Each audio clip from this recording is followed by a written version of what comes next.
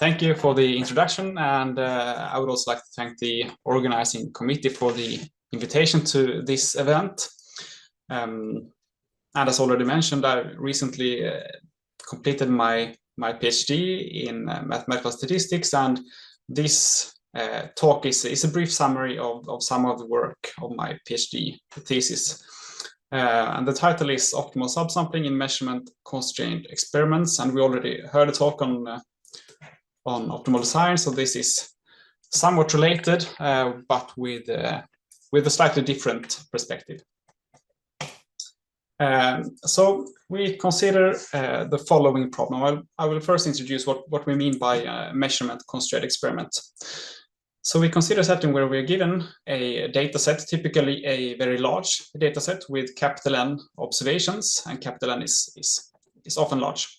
And we consider a corresponding parameter, which I denote as theta naught, which is defined as the solution to an estimating equation on the following form. So it's the sum of n contributions of some possibly vector valued function psi I, and this sum should be equal to 0. And this vector psi I is a function of some parameter theta and of some data vector xi, yi. And xi's they are typically features or covariates in a regression model, and the yi's are typically the outcomes of this model. And this is very standard, very common setup for estimation in statistics, and it includes, for instance, least squares regression, generalized linear models, maximum likelihood estimation, quasi-likelihood methods, and M estimation. So for maximum likelihood estimation, we can think of this as this is just the gradient of the log likelihood function set to 0, and that's where we find our maximum likelihood estimator. Now we consider the problem, or a problem setting where using the full data, all these n samples, the full data set is unfeasible for some reason. It may be due to computational or economical or practical constraints.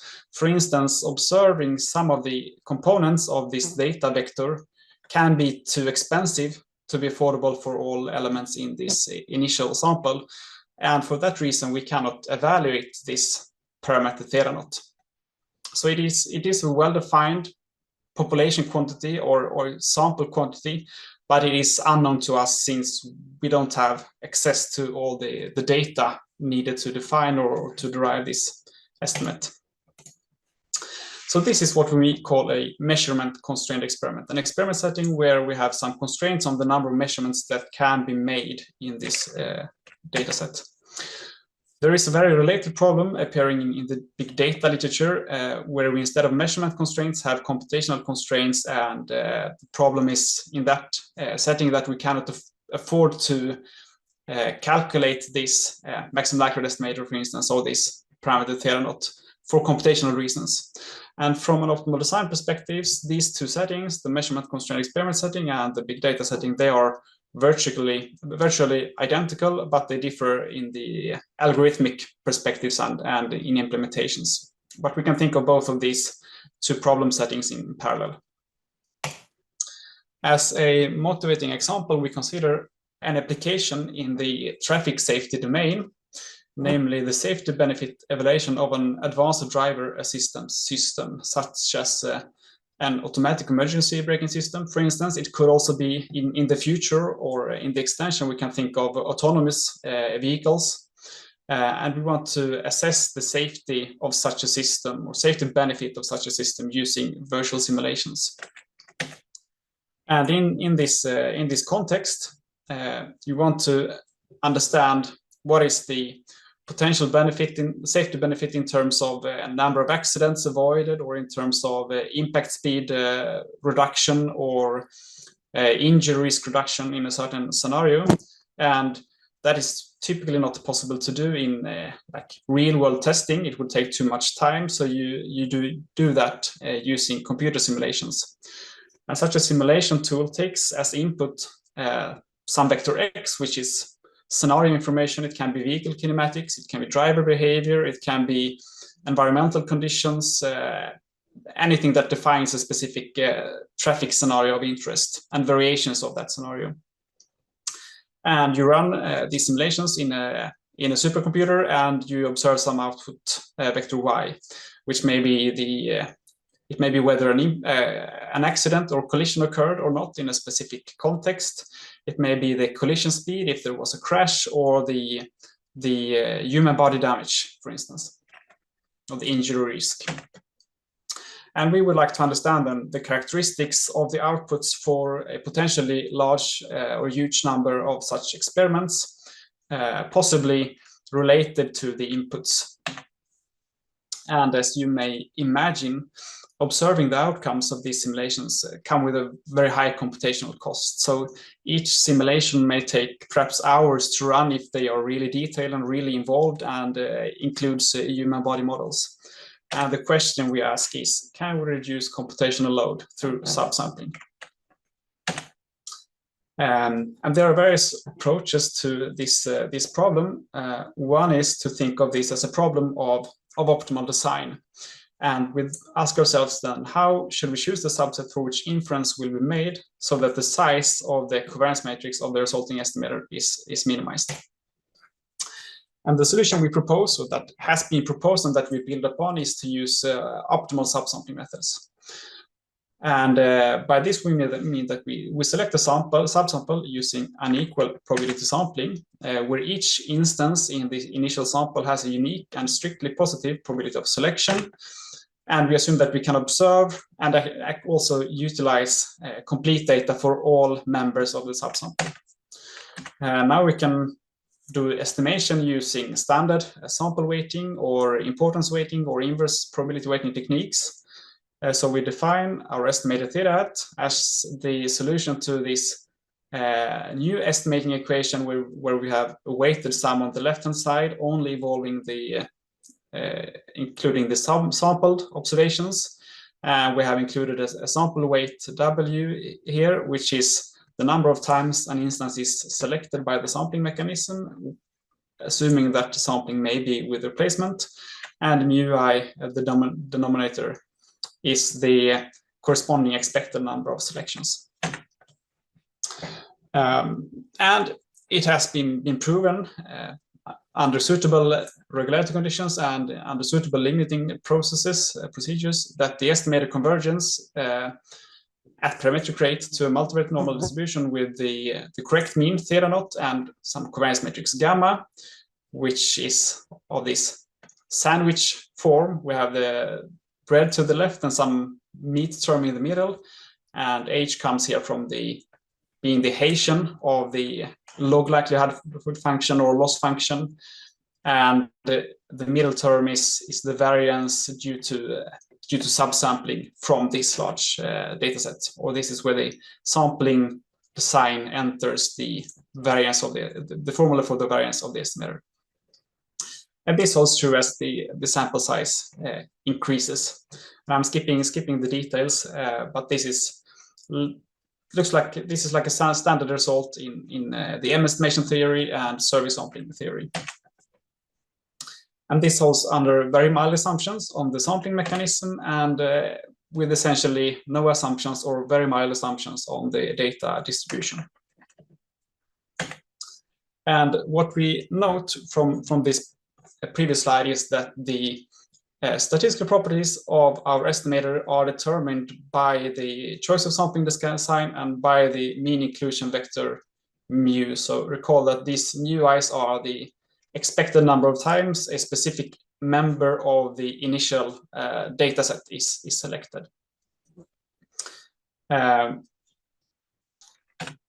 So in order to derive an optimal subsampling design, we should essentially choose our sampling scheme so that the covariance matrix of the resulting estimator is minimized.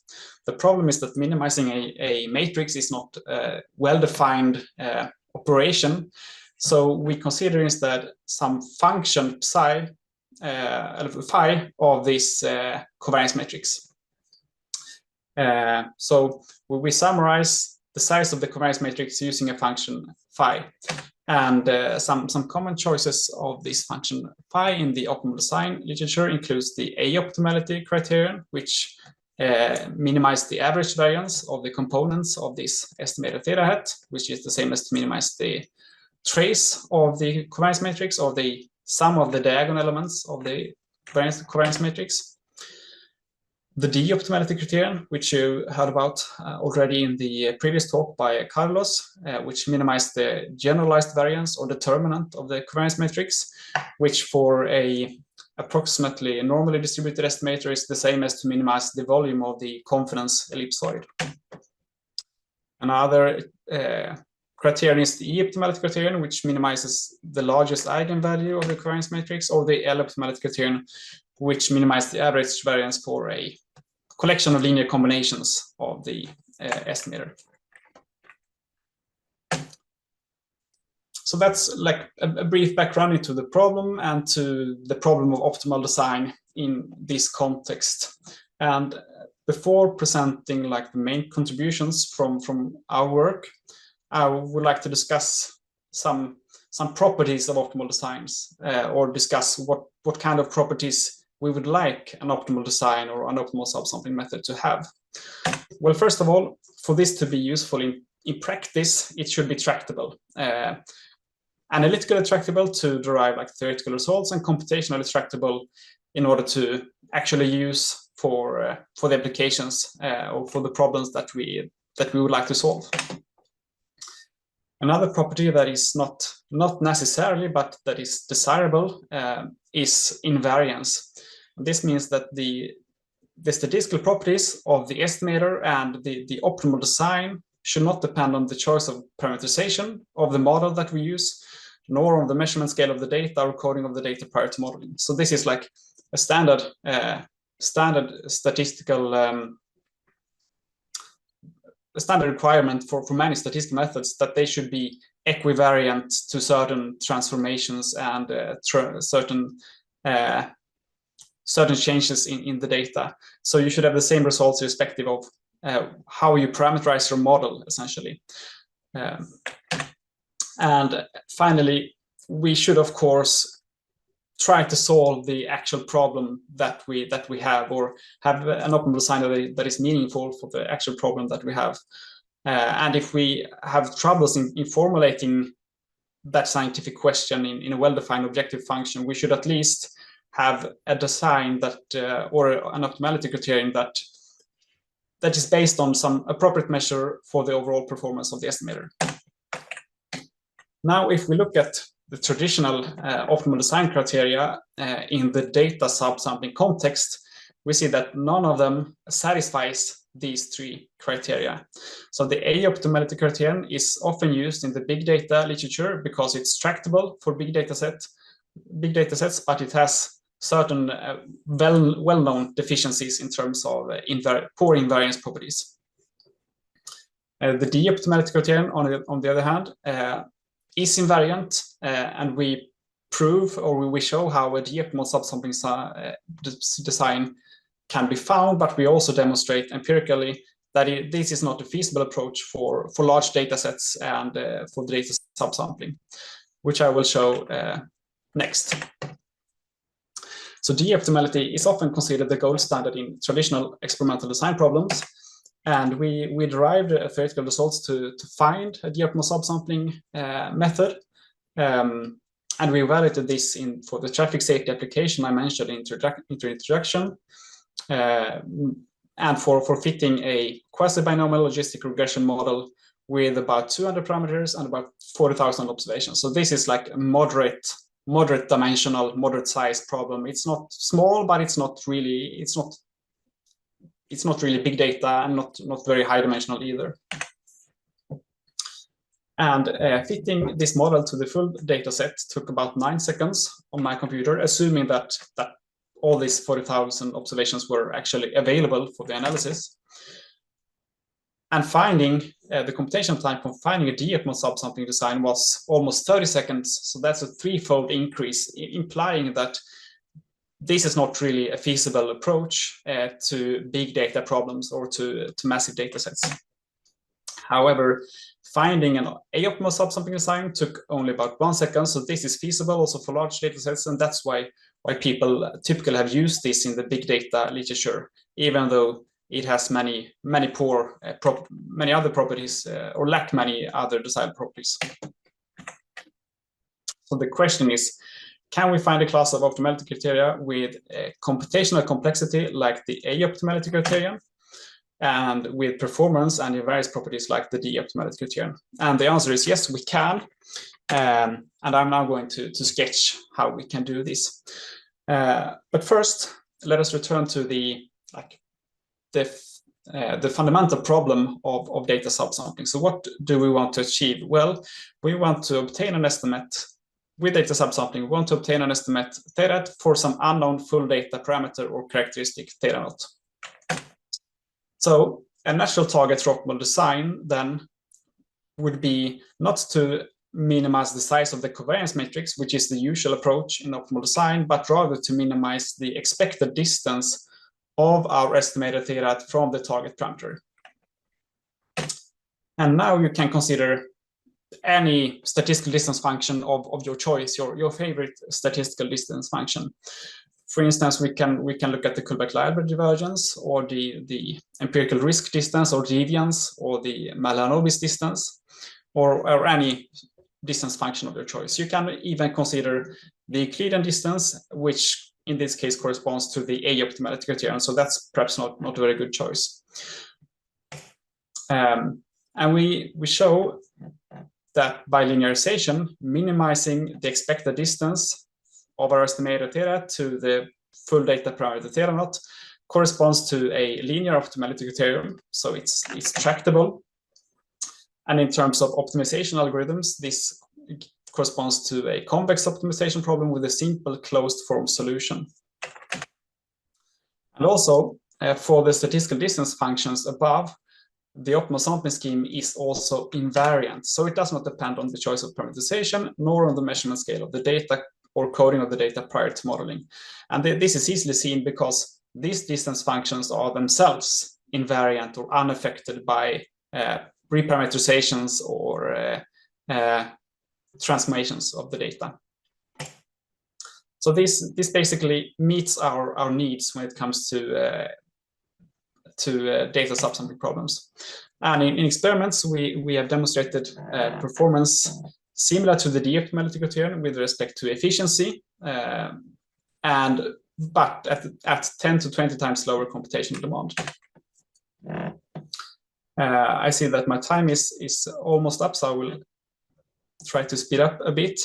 I'll just briefly mention a problem that we encounter in practice, and which Carl was also mentioned, namely that the optimal design generally depends on unknown characteristics or unknown full data characteristics. So it actually, in this context, depends on the data, which we may not always observe, and on the parameter that we would like to estimate. And inspired by sequential optimal design and active machine learning, we propose an active sampling method that overcomes this limitation by iterating between parameter estimation, or estimating the characteristics of interest, training a machine learning algorithm to predict unseen data. Based on that, we can calculate an optimal sampling scheme given the information that is available so far, retrieve new data, and iterate until we have sufficient precision. And what we also do is that we prove consistency and asymptotic normality, and derive consistent variance estimators using martingale central limit theory. And we also evaluate the performance of this methodology empirically for the traffic safety application mentioned in the introduction. So this is the root mean squared error for estimating a scalar characteristic as a function of the size of the subsample, using simple random sampling at the top, and then two important sampling schemes in the bottom, and the active sampling methodology in the bottom. And we observe sample size reduction of up to 50% compared to traditional important sampling methods. So to summarize, we consider the problem of optimal design for general data subsampling problems. We present the novel class of linear optimality criteria derived by minimizing the expected distance to the parameter of interest, which have good theoretical and practical properties, including computational tractability and invariance under non-singular fan transformations of the data. We propose an active sampling strategy that iterates between estimation and data collection with optimal subsamples guided by machine learning predictions on yet unseen data. And we establish asymptotic properties using martingale central limit theory. And some comments on future work. First, we consider in our asymptotic analysis the case where you have a fixed data set, and select many small samples in many iterations, and consider the limiting behavior as the number of iterations go to infinity. There are, of course, many other variations on how you can set up these limiting processes, which also could be interesting to study. You could also look at other estimators, for instance, augmented inverse probability weighted estimators, which are known to be more efficient than the naive inverse probability weighted estimator that we used. And also it would be interesting to look at, so we consider essentially a semi-parametric framework. It would be interesting to look at more high-dimensional and non-parametric settings, for instance, using kernel methods. Finally, I would like to thank my supervisors and collaborators for important contributions to this work, and also industry partners at Volvo Car Corporations for providing the data, and funding agencies which in various ways have made this possible. And if you would like to read more, you can have a look at my thesis and papers on ArcSci. Thank you for listening. Okay, thank you, Henrik, for a very nice presentation. So I think we already have a question in the chat, so I think I'm going to start from that one. I'm going to read it, and then we can have other questions. So Alexander Hubin is saying, very nice talk, thanks. Are there any links between sequential optimal design and Bayesian optimization? Would that be very similar under certain conditions? Well, yes, there are connections. I'm not very good at the Bayesian optimization theory, but I think that Bayesian optimization and Bayesian optimal design is related, and so that's would that be very similar? Well, if you incorporate prior information in the estimation and in the optimization, you would essentially end up with Bayesian sequential optimal design. I think that I don't know if that answers the questions, but yes, there are connections. I have not explored those connections very thoroughly, and compared to Bayesian approaches, I think this approach has the advantage of being, in a way, more model agnostic. So in principle, in this framework, you don't need to consider the model. Your model does not need to be true. So that's the strength of this subsampling method. Even if your model is completely wrong, you still converge to the same to the correct limit, namely the parameter estimate that you would obtain if you had if you could have afforded to observe complete data. So I don't know if that answers the questions, but yes, there are connections, and there are probably special cases where they are very, very closely related. Okay, thank you. Maybe just a quick comment, because I'm also in the Bayesian optimization literature. Just a quick thing about this. Maybe when you start to explore kernel methods for this, you can find that there are some equivalencies there. I mean, it's really, in the end, you have a loss function that that you are minimizing, right? And so probably once you put the right kernel, then you can find the right an equivalence there. But so maybe before we move to Carlos' question, maybe I'm going to ask the other question I have in the chat here. So Jaco Pere is saying, very nice talk indeed. I also have another question. can you say anything about robustness properties of this kind of estimators? That is, do they have high breakdown point? Because these things resemble minimum covariance determinant estimators for location and scatter. Or is also saying maybe I mix up things? Well, they are in general not very robust. So you must actually make some effort to make them robust. So for instance, since we use inverse probability weighting, if you accidentally set the sampling probabilities too small, you will have very large sampling weights, which may cause the entire estimation to explode. So essentially, the estimation may be driven by a single data point. So you must be careful when implementing these methods in practice, that you, in a way, regularize the sampling scheme towards a uniform scheme to make sure that you don't encounter sampling weights that will make things blow up. So that's one drawback with this methodology, and there are various approaches, like various sampling, various techniques in the survey sampling field to handle this, including weight smoothing and weight trimming, so that you control the influence. But if you implement these methods carefully, they generally perform quite well. Okay, thank you. So just a quick thing before we move to the next question. So we are running a bit over schedule, but I think since there is a break, it's not a problem. And this discussion is interesting, so I would like to keep it going. Carlos, if you want to ask your question. Yeah, I have maybe one, two questions. How does this method compare? Well, first with what I've seen as the gold standard, or what everybody's in active sampling is comparing, like IVOS, from the design experiments literature. That's what everybody is comparing to, at least.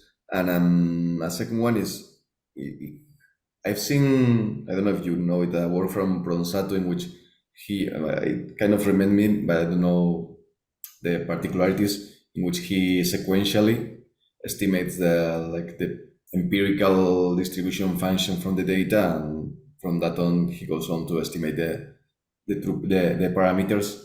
Is that somehow related, or have you compared or explored that solution? It was also designed for its implementation in streaming data, so you can go on one by one and decide which point to choose or not choose on the fly. Yeah, so I've mainly compared to subsampling based approaches. So an alternative approach is to use traditional optimal design theory and use non-deterministic procedures. Generally, this method performs worse than the deterministic procedures or traditional optimal design if the model is roughly correct, or if is approximately correct. And that's that's a well-known property. You cannot beat the maximum likelihood estimator if the model is correctly specified. So the strength with the subsampling approach is that you do not rely on correct model specification. And that's why I also focused mainly on comparison against other subsampling methods. So the purpose of this work is both to show that the subsampling methods that people usually use, they have many poor properties, and there is a more rigorous approach to this with design criteria with much better properties.